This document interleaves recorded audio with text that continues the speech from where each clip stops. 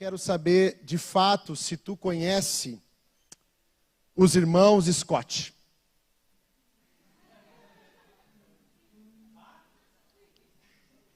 Alguém conhece os irmãos Scott? Levanta a mão. Ah, muito bem.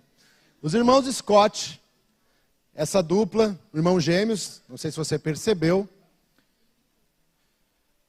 eles são extremamente talentosos, muito habilidosos, inclusive tenho inveja deles, principalmente porque às vezes eles ganham mais a atenção da minha esposa do que eu mesmo ganho. Afinal, chega algum momento do dia, minha esposa gosta de assisti-los, e você já sabe o porquê, né? E os irmãos Scott, eles são muito famosos, um é construtor e o outro é vendedor, corretor de imóveis, né? Eu tenho mais inveja do cara aqui do lado direito, porque ele arruma a casa de um jeito que eu gostaria de arrumar também. Só que tem uma coisa, tem um problema com esses dois irmãos aí, que é impressionante, cara. Eles estão ali no meio da obra, você já conhece muito bem, eles são conhecidos por um programa de TV, e eles estão ali quebrando a casa. Daqui a pouco, cara, acontece uma coisa. Eles abrem assim uma parede, pá! Amianto. Tem amianto. Sai da casa, tem amianto, tem amianto. Amianto. Eu não sei muito bem, não sou muito conhecedor da área, né? Mas parece que quando aparece amianto, eles saem correndo, fecham toda a casa, tem que vir um técnico, tem que passar aqui uma vistoria. Eu não sei que tempo é esse amianto, é dos anos 70, 80, ele pode estar correndo toda a casa, eu não sei. Mas esses dois irmãos, eles têm um grave medo muito forte de amianto, como o Superman tem da Kryptonita. Né? Eles têm medo de amianto. Né? Vocês dois não souberam enfrentar esse medo ainda. Muito bem. Agora, você conhece os irmãos Scott, alguns disseram. Agora eu quero saber se você conhece o livro de Levítico. Levanta a mão quem conhece o livro de Levítico. Ah, o livro de Levítico. O livro de Levítico na verdade, tem uma referência. Ele é um livro que contém a lei dos sacerdotes da tribo de Levi. E Levi era o terceiro filho de Jacó com Lia. Terceiro filho, tá? E também o livro de Levítico é o terceiro livro da Bíblia. O que vai servir hoje para a nossa palavra aqui? Essa informação? Nada. Ok? Absolutamente nada. É uma curiosidade bíblica, e curiosidade bíblica a gente fica com ela dentro do bolso, que um dia tu está numa conversa assim, mas tu sabia que o Levi era o terceiro filho da Jacó e da Lia? Aí o cara, pô, que legal. E também é o terceiro livro da Bíblia. Pô, mas tu sabe bastante de Bíblia, hein, cara? Pô, que legal, né? Aprendi num culto, isso aí. Então você vai usar em algum momento uma curiosidade bíblica. Em alguma conversa. Mas não é sobre isso que eu estou querendo falar com você.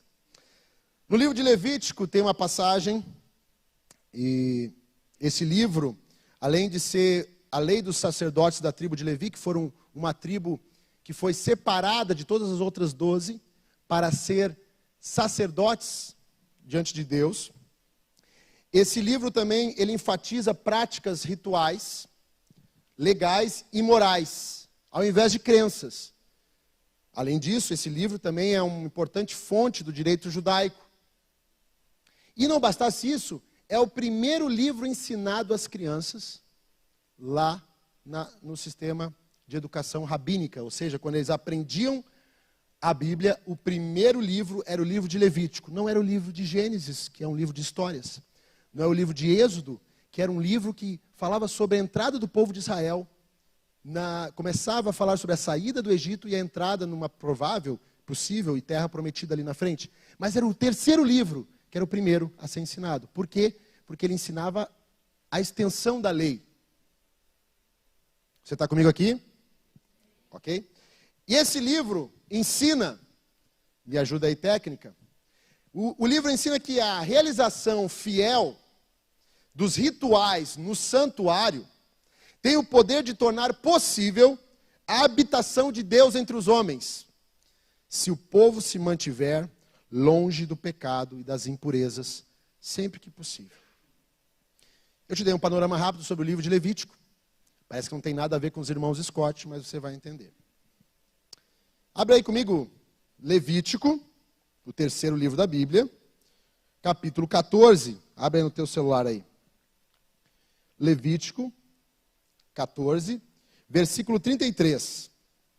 Se você nunca ouviu uma palavra sobre Levítico, sobre esse livro, se você está pela primeira vez numa igreja, você vai perceber coisas tão inusitadas que a Bíblia diz, que talvez você vai olhar o Evangelho de uma forma diferente. Em Levítico capítulo 14, versículo 33, vai dizer assim, eu quero que você preste bastante atenção. Disse mais o Senhor a Moisés e Arão, ou seja, disse Deus aos dois líderes que ele tinha levantado no povo de Israel. Quando entrares na terra de Canaã, que vos darei por possessão, e eu enviar a praga da lepra a alguma casa da terra da vossa possessão, o dono da casa fará saber ao sacerdote, dizendo, me parece que há como que uma praga em minha casa. O sacerdote ordenará que despejem a casa, antes que venha para examinar a praga, para que não seja contaminado tudo que está na casa. Depois virá o sacerdote para examinar a casa, e examinará a praga. Se nas paredes da casa, presta atenção, se nas paredes da casa há manchas esverdinhadas ou avermelhadas, e parecem mais fundas que a parede, então o sacerdote sairá da casa e cerrará por 7 dias. Olha os irmãos Scott aí. Né? Fechará essa casa por 7 dias. O amianto antigo, isso aqui. Ao 7º dia, voltará o sacerdote e examinará. Se vier com a praga, se vir que a praga se estendeu nas paredes da casa, ele ordenará que arranquem as pedras que estiver a praga, e que as lancem fora da cidade num lugar imundo, e fará raspar a casa por dentro, olha o trabalhão, ao redor, e o pó que houverem raspado lançarão fora da cidade num lugar imundo. Depois tomarão outras pedras e as porão no lugar das primeiras. Tomar-se-á outra argamassa e se rebocará a casa. Se a praga tornar a brotar na casa, depois de arrancadas as pedras, raspada a casa e de novo rebocada, então o sacerdote entrará e examinará. Se a praga se tiver estendido na casa, há nela lepra maligna, está imunda. Derribar-se-á, portanto, a casa, as pedras e a sua madeira, como também todo o reboco da casa. E se levará tudo para fora da cidade, a um lugar imundo. Aquele que entrar na casa, enquanto está fechada, será imundo até a tarde.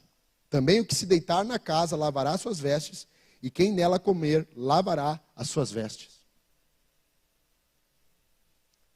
Você acabou de ver o Senhor, o próprio Deus, dando orientações de como se fazer uma reforma dentro de uma casa. Você nem imaginava que Deus falava sobre isso na Bíblia. Mas não era por qualquer motivo que ele falava isso na Bíblia. Ele estava falando aqui, no livro de Levítico, sobre como lidar com a lepra. Como lidar com um problema dentro de uma casa. Que curioso. Mas isso me faz pensar uma coisa. Que Deus cuida de todos os detalhes.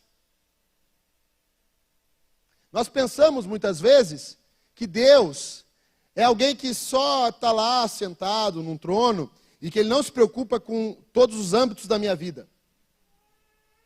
Mas eu quero que você pense numa coisa. Pensa comigo aqui. Pensa comigo aqui. Cara, era um povo no meio do deserto. Era um povo, 1 milhão de adultos, não contando crianças. Não contando com as mulheres também, nesse 1 milhão. Ou seja, esse povo no meio do deserto passava por problemas sociais, relacionais, organizacionais e também sanitários. Tem alguém que trabalha na área da saúde aqui? Levanta a mão. Ó, glória a Deus. Imagina o problema. Mais de 1 milhão de pessoas fazendo suas necessidades fisiológicas todos os dias, no meio de um deserto. As mulheres menstruando, A Bíblia diz também sobre isso. E orienta esse povo sobre isso. Como é que tinha que ser o proceder com a mulher. Tendo parto, tendo os filhos ali. Como é que se mantinha uma mínima saúde no meio de um povo? Aí sabe o que Deus faz diante de tantas situações, não só sociais, relacionais e organizacionais, mas também sanitárias? Ele se preocupa e cuida dos mínimos detalhes e diz até sobre algo que envolve uma casa. Eu não sei se você percebe graça de Deus nisso, mas eu percebo. Um Deus que cuida de ti e de mim, até nas coisas mínimas. E é isso que ele estava fazendo com esse povo. Quando visse a lepra dentro da casa, ele disse, vocês têm que fazer isso. Por quê? Porque é assim que acontece. Mas não para por aí. A lepra normalmente se manifestava em pessoas. Agora ela é citada aqui, se manifestando, de fato, dentro das casas. E o que tem a ver isso com a minha vida? O que tem a ver isso comigo? Para te explicar melhor o que tem a ver isso contigo, não só isso. Nós estamos passando até hoje com um problema sanitário. A pandemia foi um problema de saúde, sim ou não? Sim. E Deus também fala sobre esses problemas ali no livro de Levítico. Mas para te explicar melhor que problema é esse que estava se manifestando dentro das casas, eu quero chamar aqui um engenheiro químico. Por favor, Daniel Almeida, com vocês. Cadê o Daniel?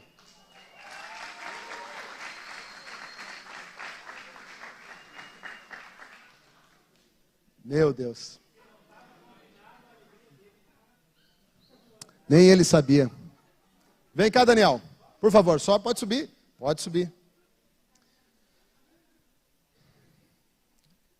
Aqui temos um engenheiro químico conosco para nos explicar esse fenômeno que Deus estava falando dentro de uma casa, que ele chama esse fenômeno de lepra. Que fenômeno é esse que Deus estava falando em Levítico capítulo 14, versículo 33? É o desenvolvimento de mofo, né, na estrutura da casa. Desenvolvimento de quê? Mofo. Mofo. Culto de jovens, falar sobre mofo. Calma aí, segura. O mofo, ele é produzido... Tu pode vir mais para cá que tu está com medo de mim. Só um pouquinho, vem mais para cá. É meu sobrinho. Olha só, não fica medo do tio aqui.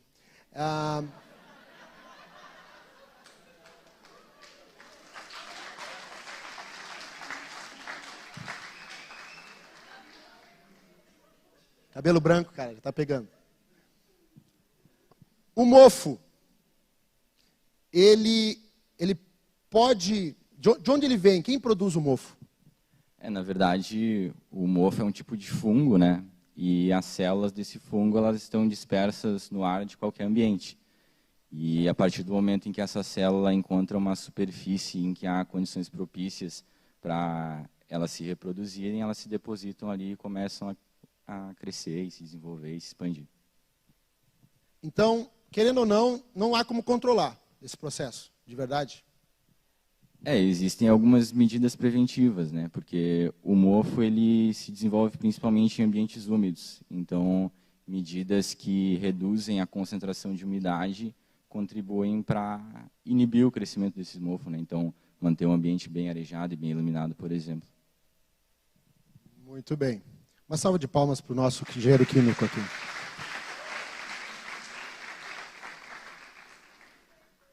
Você viu que ele foi bem técnico, né? Eu vou tentar te ajudar um pouco mais, né? Então, o mofo é produzido pela umidade, como ele falou, né? Agora, tem uma coisa.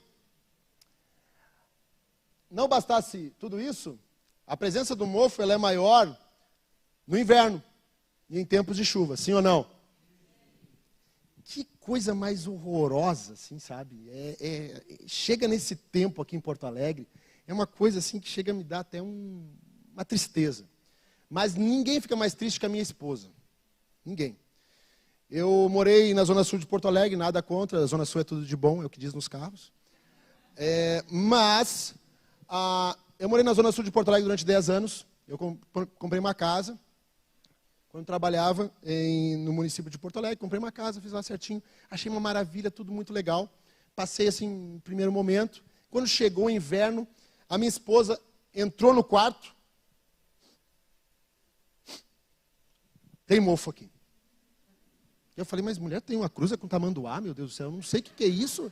Eu não estou cheirando, não estou sentindo cheiro de nada nesse lugar. Tem mofo, a gente vai ter que fazer alguma coisa. É igual o Scott com amianto. Minha esposa era com mofo. E eu 10 anos ali lutando contra aquele mofo, e era inevitável. Ele vinha na época da chuva, e principalmente no inverno. E você deve também, quantas vezes a tua avó ou a tua mãe não disse, deixa aberta as portas do armário. Para quê? Vai mofar as tuas roupas. Mofar. Ou também quando você, isso é típico, eu chegava, quem tem casa na praia, levanta a mão. Casa na praia. Tá difícil, meus irmãos, tá certo. Tá difícil. Já vi que não vou conseguir nem 5 dias na casa de alguém aqui no verão. Não vão ofertar na minha vida isso, já vi. Tem problema. Cara, meu avô tinha uma casa na praia, em Pinhal. Não, agora não é para rir, não. E quando nós abríamos aquela casa no mês de dezembro, quando criança gosta de qualquer coisa, né? Eu entrava dentro daquela casa, que cheiro de casa de praia. Não, era cheiro de mofo mesmo. Estava fechado 10 meses. A temperatura do ar tinha mudado várias vezes dentro daquele lugar. Então tinha ficado frio, calor. A umidade estava debaixo da sola, estava em cima, estava no telhado, estava espalhado em tudo que era lugar. Para mim, naquela época, era um cheiro familiar, porque me lembrava a casa da praia, mas era a pior coisa que podia existir. Tanto que eu lembro que eu chegava na casa, tinha que o quê? Abre a janela, meu filho. Nossa, nós estamos falando sobre mofo. Que coisa estranha. Mas aqui o Daniel me falou sobre algumas coisas. Como combater o mofo? Claridade, me ajuda técnica. Higiene, o lugar precisa de manutenção, a sua casa precisa. Claridade, a luz tem que entrar nos espaços. Circulação, as janelas devem estar abertas. E aí quando agora eu me mudei, saí daquela casa que eu tinha na Zona Sul e fui para a Zona Norte, fui para um apartamento num lugar mais alto. Eu entrei no apartamento, o apartamento tinha 60 anos de existência, aquele apartamento. Eu entrei e a primeira coisa que eu pensei, eu vou encontrar mofo. Eu vou encontrar mofo. E aí a Flávia vai começar a me incomodar. Eu não sei o que eu faço. Vai ter mofo atrás do armário, vai ser uma loucura aquilo ali. Eu entrei e comecei a olhar para as paredes. Falei, ué, está fechado esse apartamento? Está fechado há 6 meses. A última pintura foi há 30 anos. Falei, uau. E cadê o mofo? Não tem. Não tem mofo. Não tem. Mas por que não tem mofo? Olha o tamanho da janela. Uma baita de uma janela. Olha a luz que entra. Uma baita de uma luz. Abre a janela, tu vai ver a ventania que tem aqui dentro. Eu abri. Uma baita da ventania. Pensa o meu coração de marido. Quase fiz assim para ela. Agora estou diante de ti, te dando um lugar sem mofo.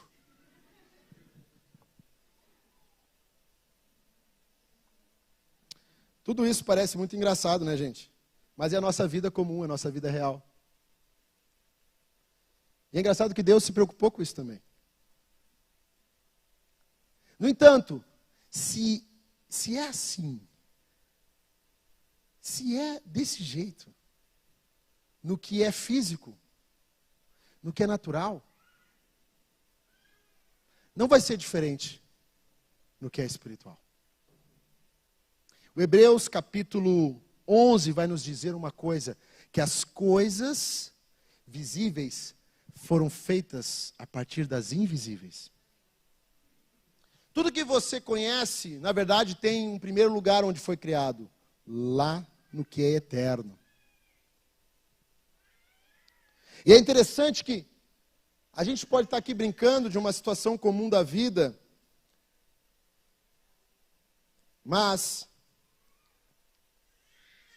A palavra de Deus vai dizer em Isaías capítulo 9, versículo 1, algo que eu quero citar para você. Mas para a terra que estava aflita, não continuará o quê?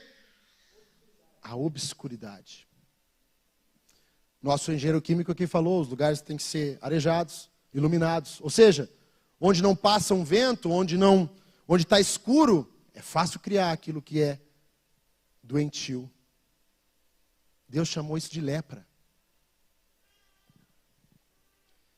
Mas para a terra que estava aflita, não continuará a obscuridade. Deus, nos primeiros tempos, tornou desprezível a terra de Zebulon e a terra de Naftali, mas nos últimos tornará glorioso o caminho do mar.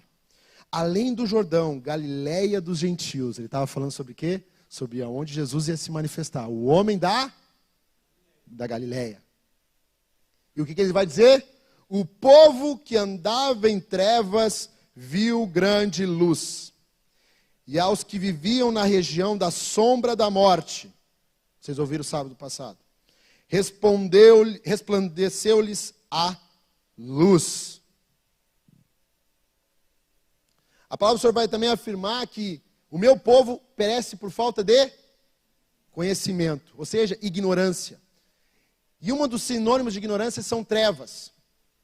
Ou seja, tem alguém que habita nas trevas.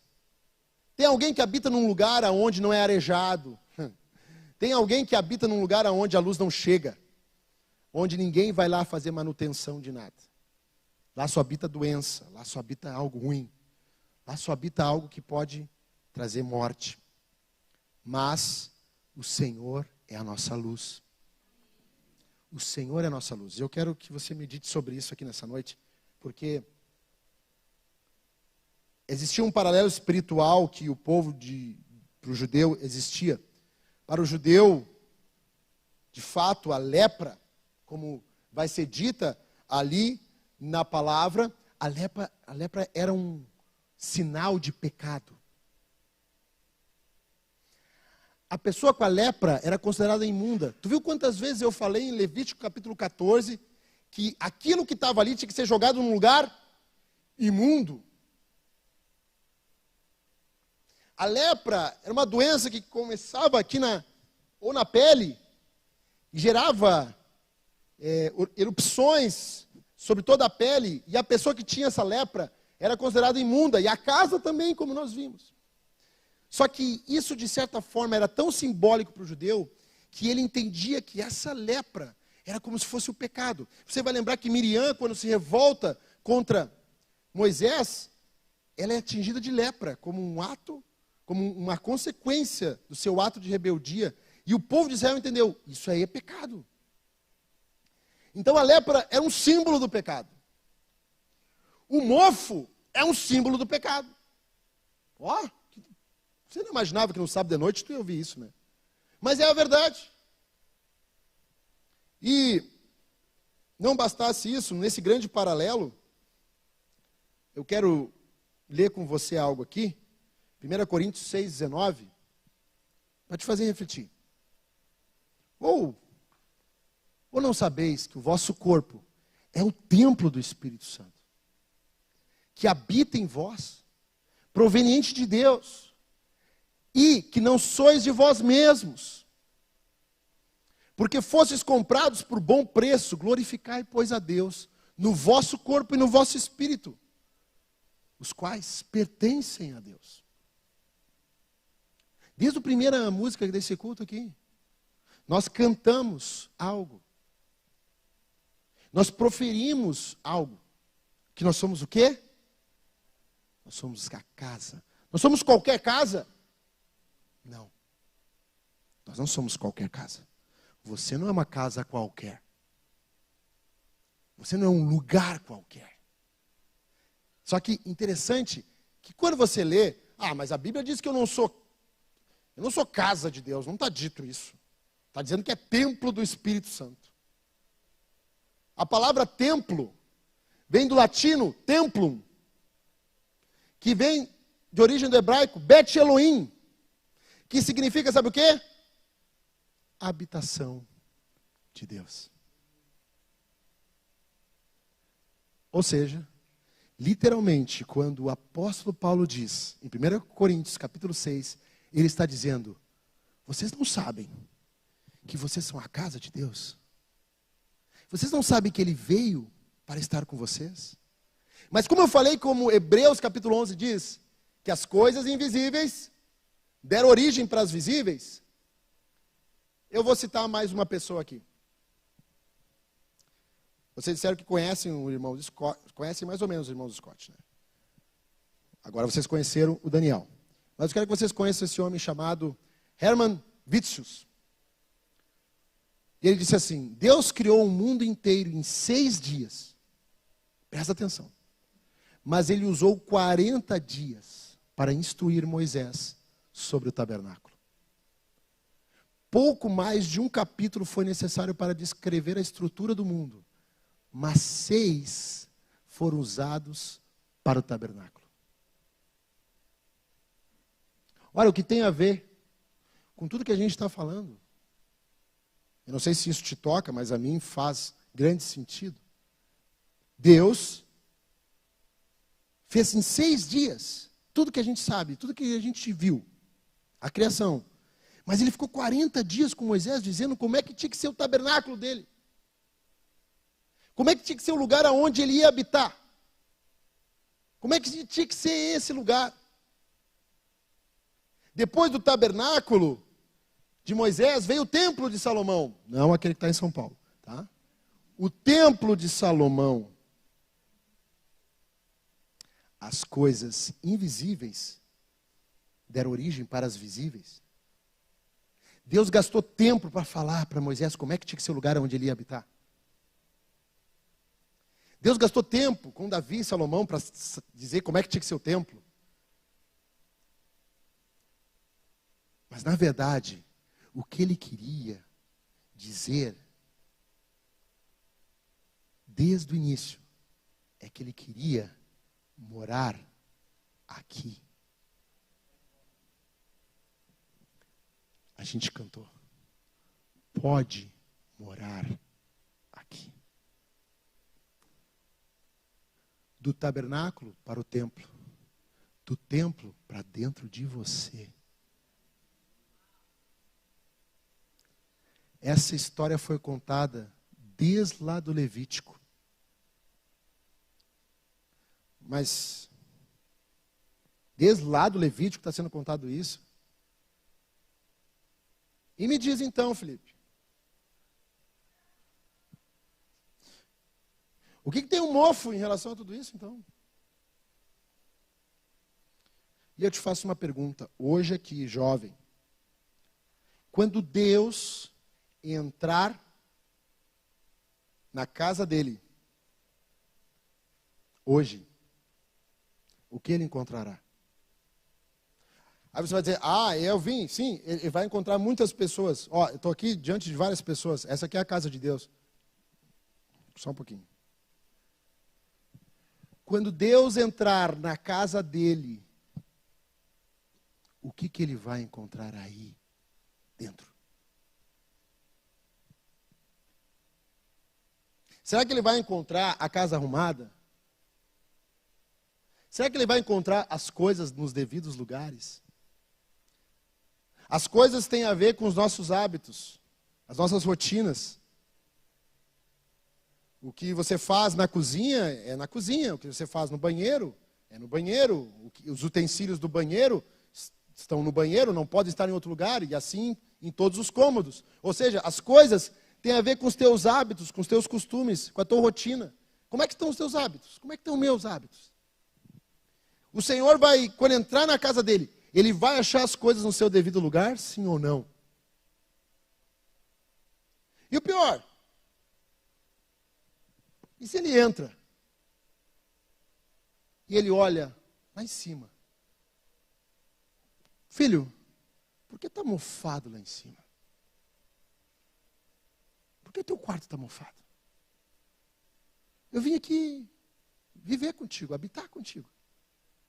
Tu é minha casa, mas por que está mofado lá em cima? Sabe, as pessoas estão com muito medo de hoje pregar sobre pecado. Elas estão com muito medo de o que as pessoas vão pensar sobre elas. Eu não posso insultá-las. Mas eu quero dizer, você é um pecador miserável. E eu sou também. E se eu não fizer a devida manutenção da minha casa com Deus, aquele mofo lá em cima vai aumentar. Se eu não pegar as janelas e disser, Senhor, eu abro as janelas do meu coração e eu deixo a tua luz entrar. Malaquias capítulo 4, versículo 2 vai dizer sobre o sol da justiça. Ele é o sol da justiça. Você pode dizer amém por isso? Mas para vós outros que temeis o meu nome, presta atenção, nascerá o sol da justiça. Você teme o nome do Senhor, sim ou não? Sobre ti vai nascer o sol da justiça.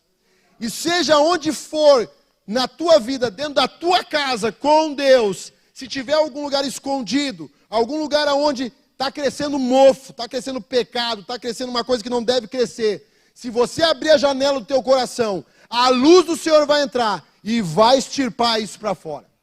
Mas, para você tirar o mofo, não basta deixar a luz entrar e o vento também possuir aquele lugar. Muitas vezes o mofo, sabe como é que a gente tem que fazer? Sabe como é que a gente tem que fazer no pecado da nossa vida? A gente tem que ir lá, ó, e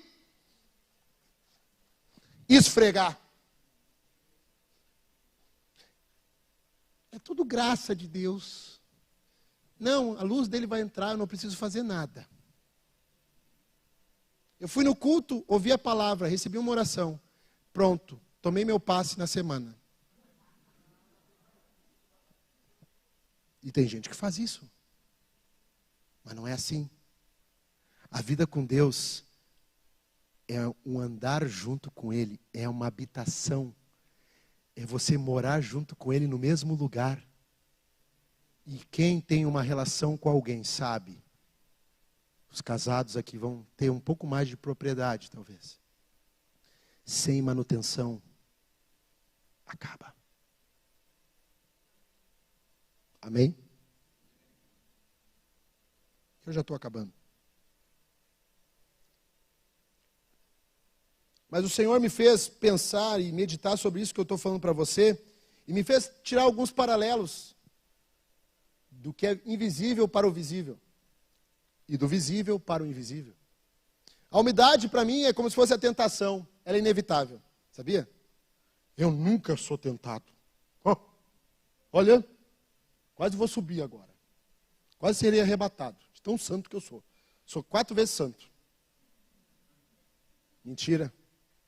Mentira. Não seja mentiroso. Todos nós somos tentados. Todos nós somos tentados. Todos os dias, Satanás vem com um prato e diz, come. Vai. Tenta. Aceita aquele convite. Liga para aquele contatinho. Xinga tua mãe mesmo. Não. Faz o que tu quiser. Não. É teu corpo. O corpo é teu, teu corpo, é tuas regras. Mentira. Acabamos de ver que o teu corpo pertence a Deus. É Ele que manda no teu corpo.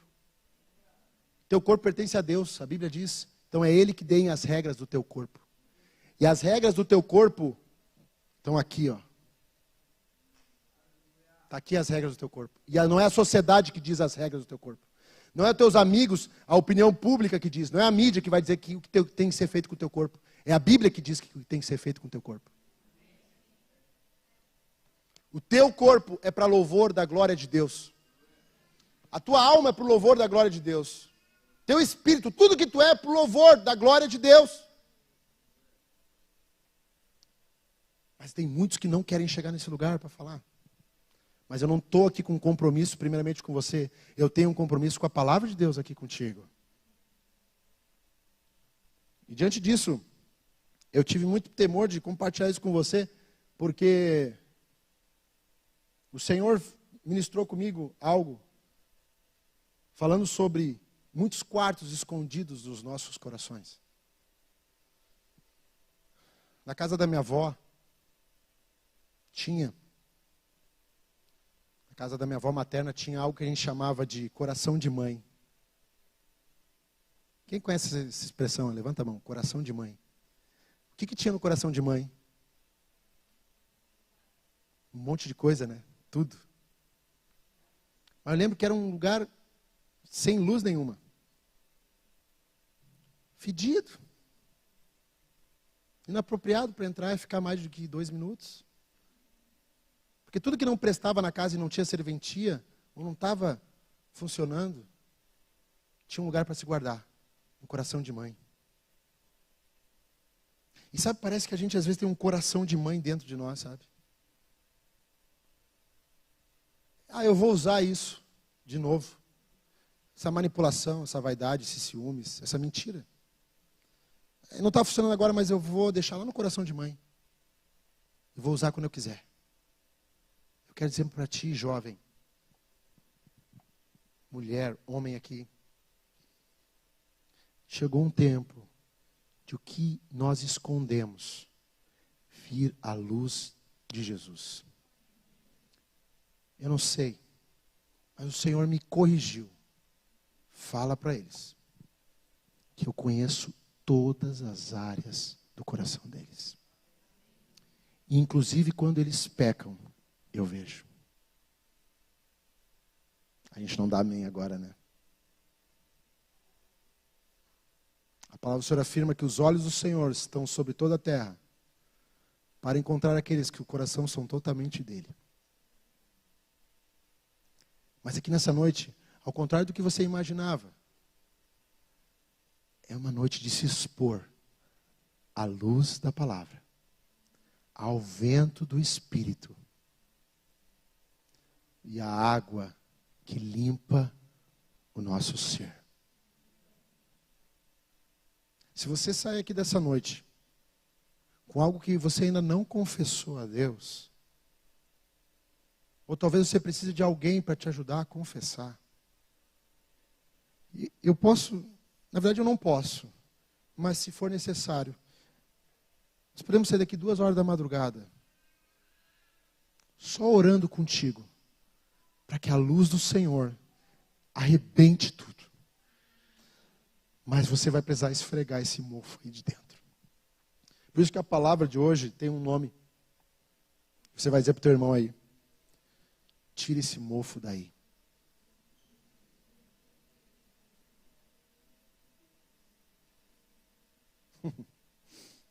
Eu finalizo com uma história. Eu falei da minha avó materna, mas eu tive um episódio com a minha avó paterna. A minha avó paterna, meus avós, os pais do meu pai, eles tinham um sonho. Eles tinham um sonho de, quando se aposentassem, eu não sei porque tem esse sonho, mas eu vou me mudar para a praia. Não levanta a mão quem tem esse sonho. Depende da praia, né? Natal, João Pessoa, Salvador, Porto Seguro. O sonho deles era para outra praia. Para a praia nossa aqui. Eles foram para a praia, meus avós. Eles moraram lá por uns 15 anos, mais ou menos. E chegou o momento da vida da minha avó, ela estava muito debilitada. E eu lembro de entrar no quarto dela e sentir aquele cheiro um pouco mais forte de mofo. E o meu pai dizia, mãe, eu vou precisar lavar aqui, está meio estranho aqui. E ela muito debilitada já, não tinha mais forças para limpar os lugares. Daqui a pouco ela começou a se sentir mal. Entrou num quadro clínico muito ruim. Eu falei que eles viveram lá durante 15 anos, foi bastante tempo. E entrou num quadro clínico muito ruim. E veio a falecer.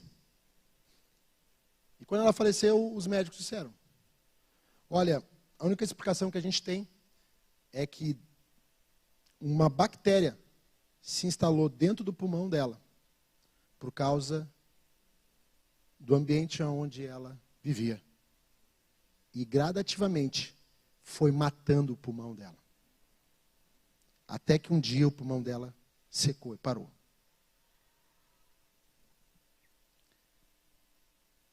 Sabe por quê? Porque problema que a gente não resolve mata a gente. Mata a gente. E até nós pensávamos, a gente podia ter feito mais.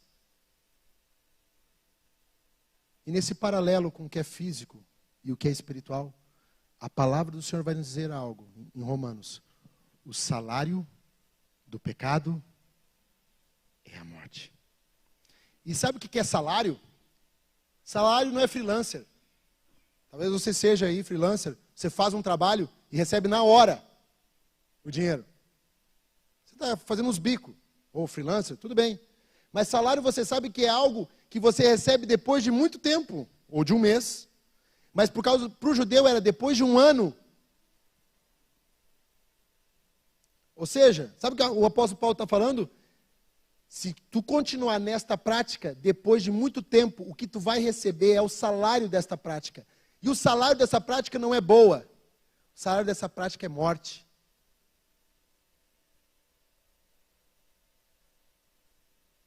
Nós não estamos aqui como ministério jovem desta igreja, que está aqui há 112 anos, para não dizer para você que se você continuar no pecado, o teu lugar é a morte eterna.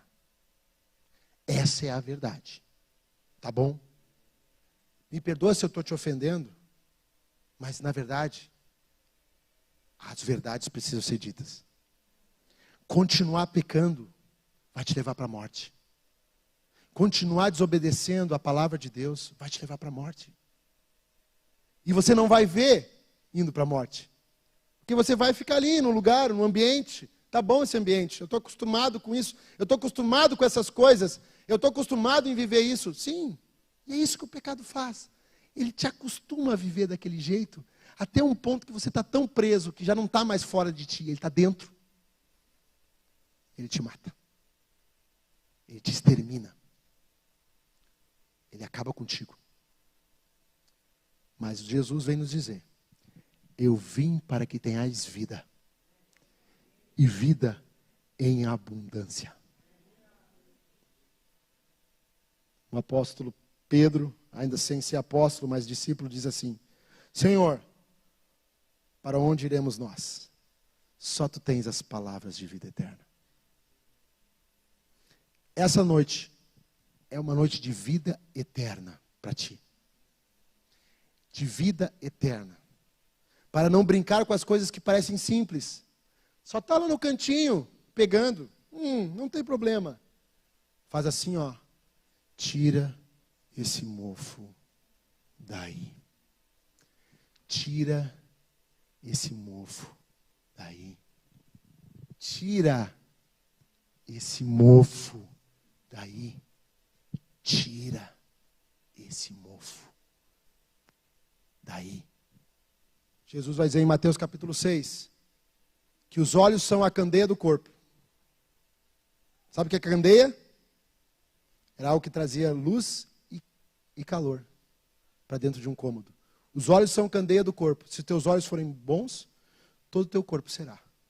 Se teus olhos forem maus, quão grandes trevas serão.